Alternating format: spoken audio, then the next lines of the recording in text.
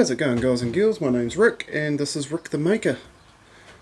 Today we're going to be making some pretty simple charcuterie boards, chopping boards, whichever way you want us to put it really. You can use them for pretty much anything you want. We've got one there. I've got one here that's just about ready to be finished. I've just got to route the edge and give it a little bit of a sand and put some oil on it and it's ready to go.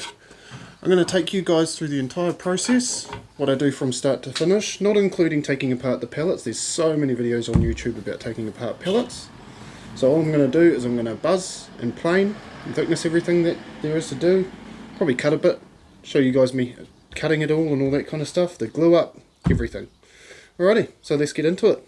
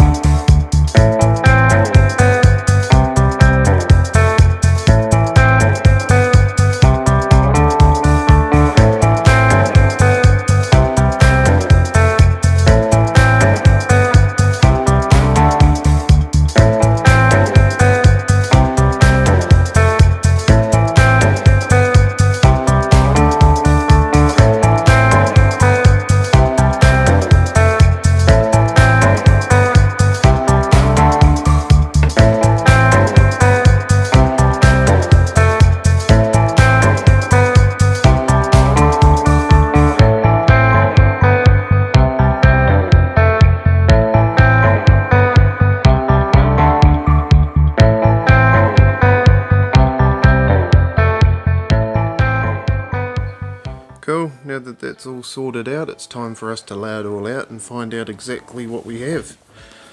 So I've got two different types of timber here. I've got some Rimu, which are actually from a different reclaimed job, and the three pieces of pine that came from the pallet.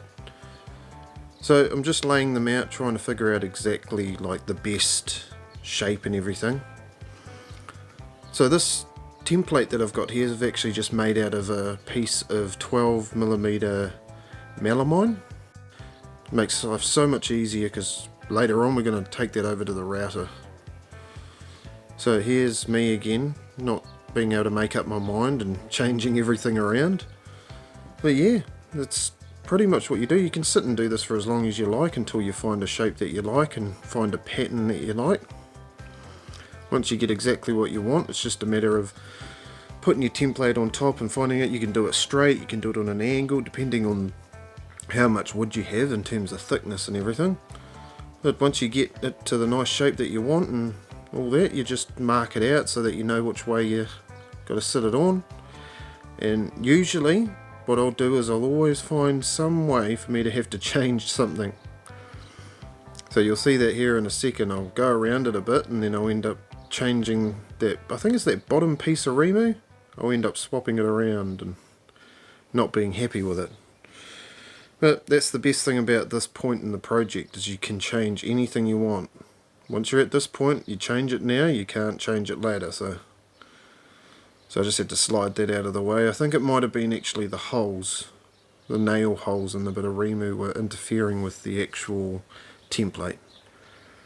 So yeah, I just remarked those lines and placed it on top. Got it exactly where I want it. Next up's just going to be a glue up. Glue up's pretty easy. It's just a matter of just putting glue on one edge. Easy enough to do. Just make sure you put enough glue.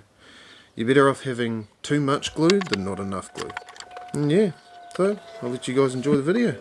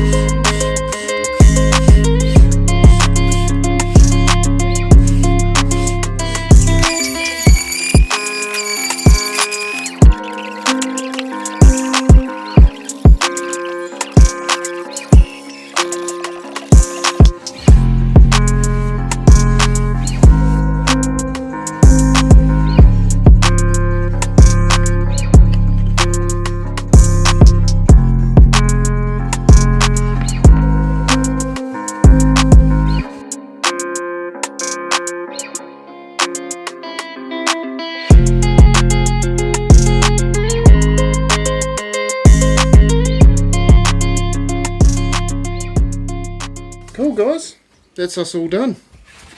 Another tray to put into the bank. Pretty easy to make these trays. I mean, all you really need is a saw, anything like any kind of saw, even a hand saw you could do it with.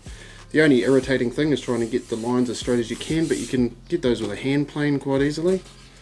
Yeah, pretty easy to do. I mean, give it to your garage, give it a go. It's not that hard.